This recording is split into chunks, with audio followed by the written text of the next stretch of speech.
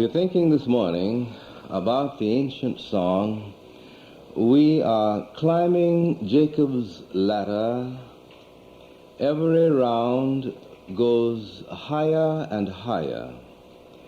This song is built upon the story of the struggle between Jacob and Esau.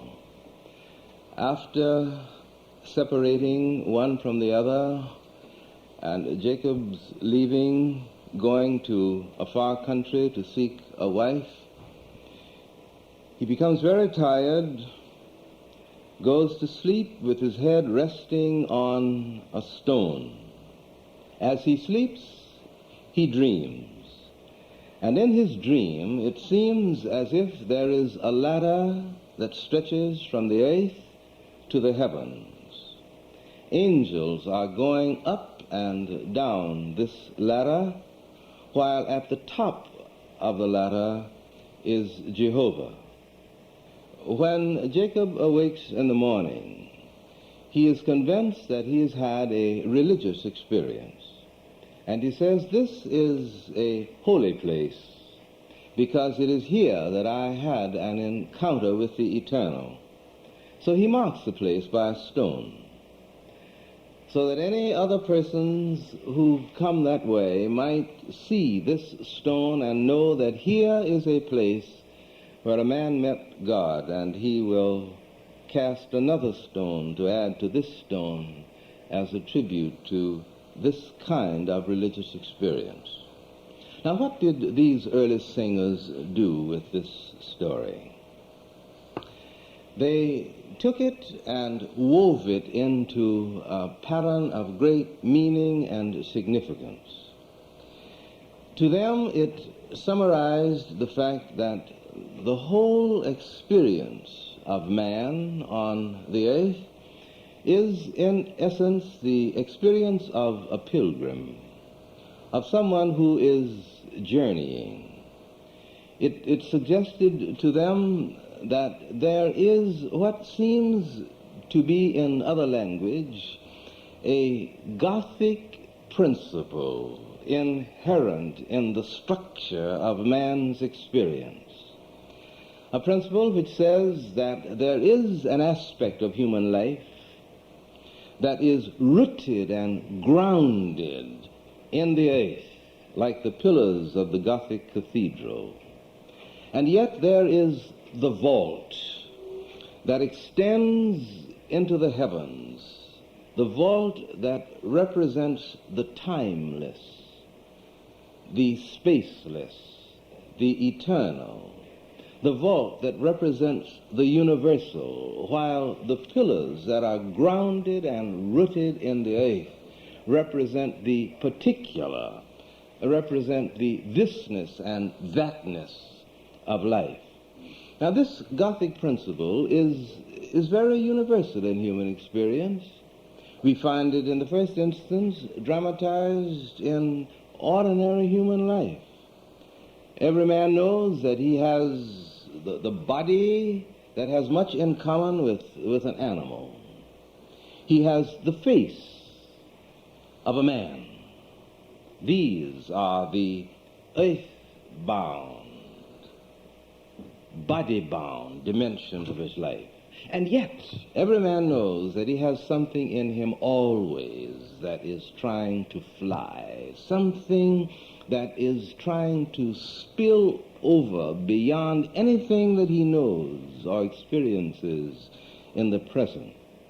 There is a sense of the beyond in man, so that he isn't ever quite able to contain all that he thinks or all that he feels in any particular moment of experience or in any particular aspect of his life.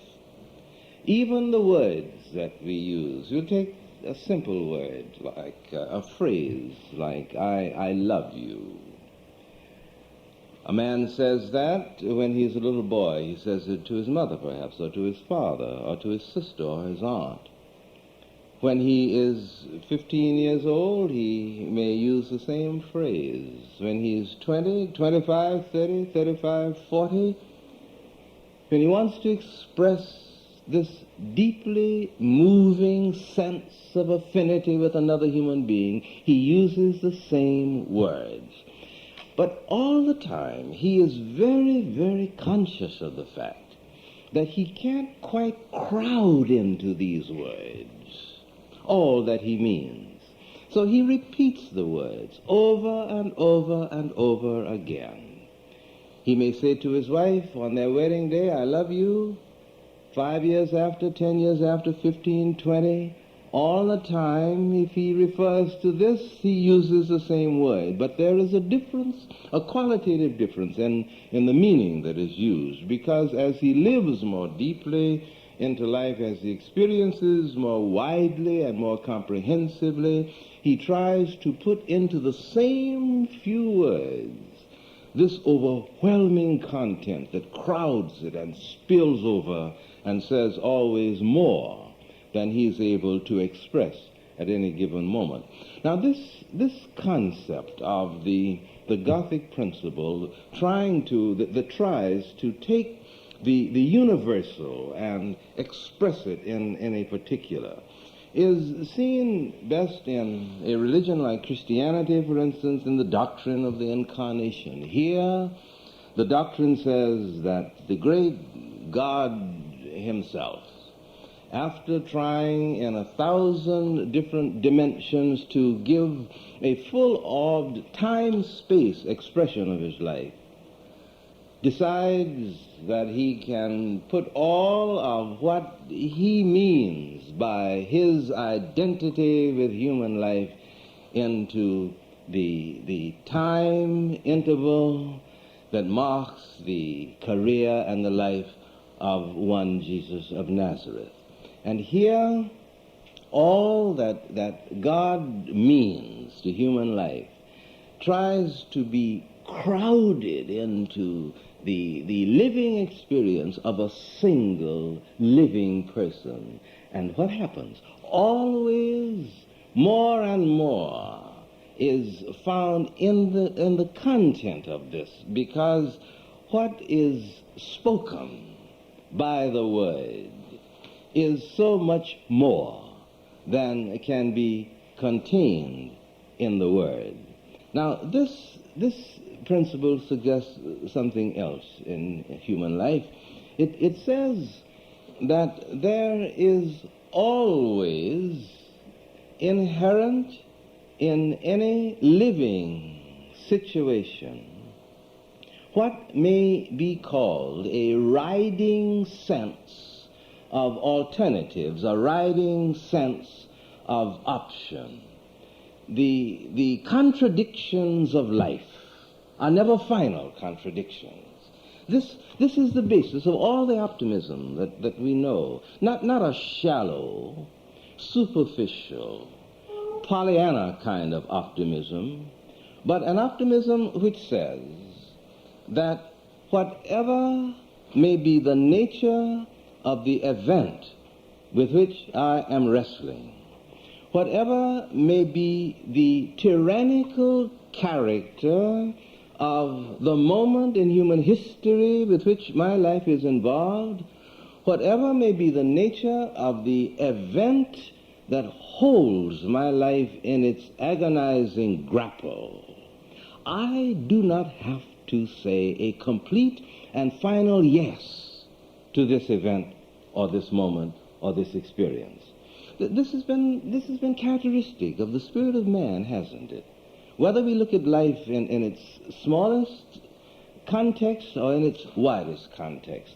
Why is it that wherever people have been under the terrorizing pressure of dictators or tyrants, what do we see happening? It doesn't matter how tightly held the reins may be, how many informers there may be that circulate through the common life so that a man is afraid to think his own thoughts, perhaps. Whatever may be the picture, always inherent in man's experience with tyranny is this sense that the tyranny is not final, that there is a sense of option, a sense of alternative, and if I can find the alternative, if I can believe in the sense of option, then whatever may be the binding character of the social or political or economic situation under which my life may be lived, I can find a way out. And the same is true in our private experiences. Whatever may be your predicament this morning, however absolutely barren may be all of the creative possibilities for change in your living situation or in the structure of your particular predicament and context, you know that unless you decide that all the options are zero, there lives in you a hope, which hope finally fulfills itself in one way or another that makes for change. We are climbing Jacob's ladder. Every round goes higher and higher. I am on the make. It doth not yet appear what I shall be or what I shall become. This is the word of this great song of pilgrimage. We are climbing Jacob's ladder. Every round does go higher and higher.